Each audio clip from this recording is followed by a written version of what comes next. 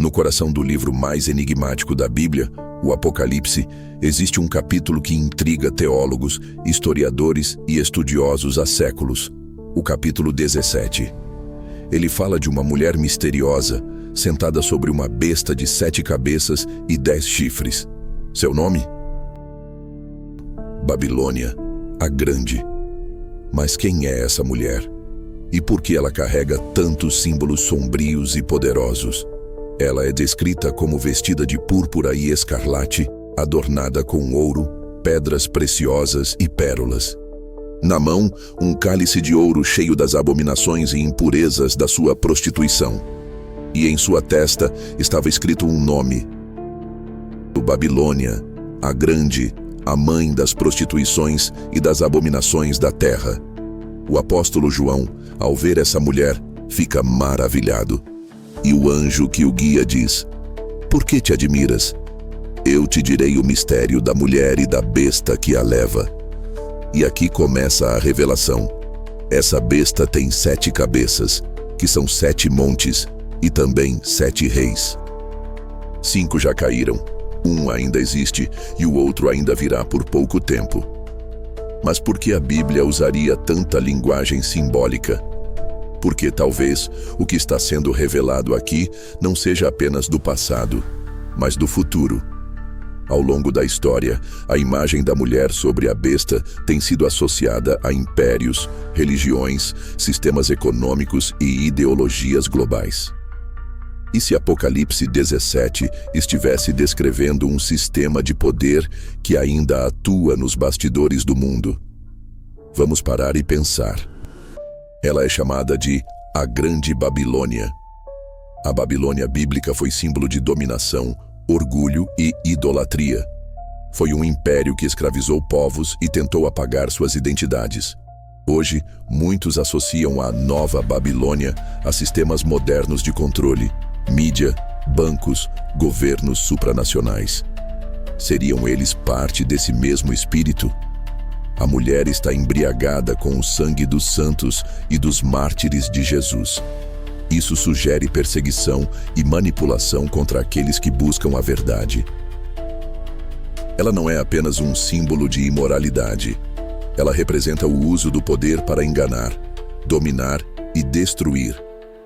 E tudo isso, enquanto parece bela e rica por fora. Os 7 montes são interpretados por alguns como as 7 colinas de Roma. Outros veem isso como 7 centros de poder global: religião, mídia, governo, economia, educação, entretenimento e tecnologia. Se for isso, a profecia está descrevendo um sistema que já domina o mundo e ninguém o elegeu.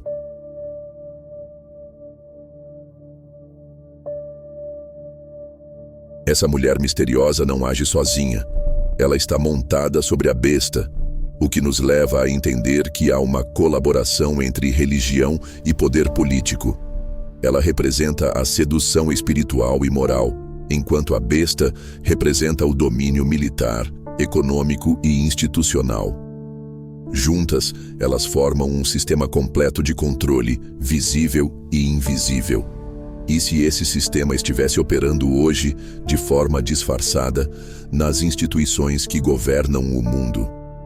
Veja como algumas decisões globais são tomadas por entidades que ninguém votou, que não prestam contas a ninguém. E ao mesmo tempo, a cultura se torna cada vez mais indulgente, sexualizada, relativista. Um reflexo da mulher de púrpura. A mulher é rica, opulenta, mas cheia de abominações. Isso nos faz pensar na ilusão de prosperidade vendida por grandes impérios. Enquanto a elite vive cercada de luxo, muitos são deixados à margem, escravizados por dívidas, dependentes de sistemas artificiais. O cálice dourado que ela carrega talvez represente isso. Promessas brilhantes com veneno por dentro. E o que dizer dos mártires de hoje? A perseguição religiosa não acabou. Em muitos lugares, quem pensa diferente, quem busca a verdade espiritual, é silenciado. Estamos vendo isso em censuras, ataques à liberdade de expressão, perseguições ideológicas. O anjo diz que a besta era, não é, mas virá do abismo. Isso pode apontar para um poder antigo que desapareceu, mas que retornará de forma ainda mais devastadora. Talvez o retorno não seja de uma figura única, mas de um modelo de dominação, controle total, vigilância constante e o fim das escolhas livres. Esse modelo já se insinua em tecnologias que sabem tudo sobre nós, antes mesmo de sabermos. O número 10, nos 10 chifres da besta, representa plenitude e totalidade. Pode se referir a 10 nações, 10 líderes, 10 blocos de poder. Eles entregam o seu poder à besta por 1 hora para cumprir um propósito, uma união temporária, estratégica e sombria. E depois, a própria besta se volta contra a mulher. Ela será destruída pelo sistema que ajudou a criar. Essa é talvez a parte mais simbólica de todas. O sistema que seduziu o mundo será traído e consumido por seus próprios aliados. Como um ciclo que se fecha, tudo que é construído sobre engano cai por dentro. A Babilônia moderna cairá. Isso está prometido nas Escrituras. Mas por que tudo isso importa agora? Porque os sinais estão por toda parte. A concentração de poder, a manipulação das massas, a decadência moral disfarçada de progresso, a ilusão de liberdade, enquanto tudo é medido, registrado e controlado. Entender Apocalipse 17 é mais do que decifrar profecias antigas. É olhar com novos olhos para o mundo à nossa volta. Não se trata de medo, mas de consciência. A profecia não é para assustar, é para acordar. Porque se existe um sistema oculto, também existe uma saída. E ela começa com discernimento. A profecia termina com a queda da mulher. Ela é despojada, devorada, queimada. Tudo aquilo que parecia indestrutível ruirá. Não por forças externas, mas pelos próprios aliados que a sustentavam. Isso nos lembra: o mal não se sustenta por muito tempo. Ele implode. E o que é essa Babilônia senão um sistema que alimenta a ganância, o controle e a alienação espiritual? Ela não é uma cidade literal, é um símbolo vivo de tudo que nos afasta do essencial. Enquanto seguimos cegamente os ritmos da sociedade, deixamos de ouvir os sussurros da verdade. Hoje, vivemos numa era de hiperconectividade, mas nunca estivemos tão desconectados de nós mesmos. A Babilônia moderna está nas telas, nas ideologias disfarçadas de progresso, nos vícios que prometem prazer e entregam vazio. E como na profecia, a maioria se embriaga com o vinho da sua sedução, sem perceber. A besta e a mulher são uma aliança de conveniência. Mas a verdade não faz alianças com a mentira. E por mais que esse sistema pareça triunfar por um tempo, o fim é certo. A própria profecia diz: Deus colocou em seus corações que cumpram o seu intento. Ou seja, até os erros, até os reinos maus, cumprem um propósito maior. E isso nos leva a pensar: se o mundo está entrando em colapso, não seria esse colapso parte do plano? Não para destruir, mas para renovar. Ao longo da história, toda queda deu lugar a um novo começo. Quando a Babilônia antiga caiu, um novo povo se levantou.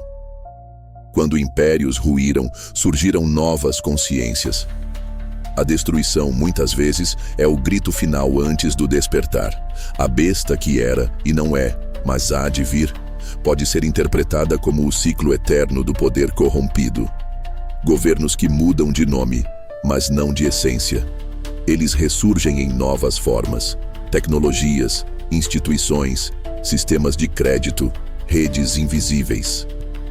Mas e se a verdadeira resistência não for política nem religiosa, mas interior? E se a profecia for um espelho mostrando o que precisa cair dentro de nós? O orgulho, o medo, o conformismo, essas são as verdadeiras bestas. A mulher embriagada com o sangue dos santos também vive dentro de cada um. Ela representa nossas tentações, nossos desejos de poder, nossa vaidade disfarçada de virtude. Quando a enfrentamos, iniciamos o verdadeiro apocalipse, o da consciência. Apocalipse não é o fim do mundo, é o fim da ilusão. É a revelação, o momento em que os véus caem e a verdade aparece. Por isso muitos temem, porque a verdade exige coragem. E nesse momento de virada histórica em que vivemos, entender isso é vital. Enquanto muitos buscam respostas fora, os sinais continuam sendo dados dentro de nós. O verdadeiro templo é interior. O juízo começa em silêncio. E se você está assistindo isso até aqui, talvez já esteja desperto. Talvez algo dentro de você saiba que estamos vivendo uma época profética, mesmo que ninguém diga em voz alta. E isso é um privilégio, mas também uma responsabilidade, porque o despertar de um pode despertar muitos. A queda da Babilônia não é apenas uma tragédia, é uma oportunidade. A profecia termina com esperança. Uma nova era surgirá, mas apenas para os que enxergam. Gostou desse conteúdo? Não se esquece de se inscrever no canal e até a próxima.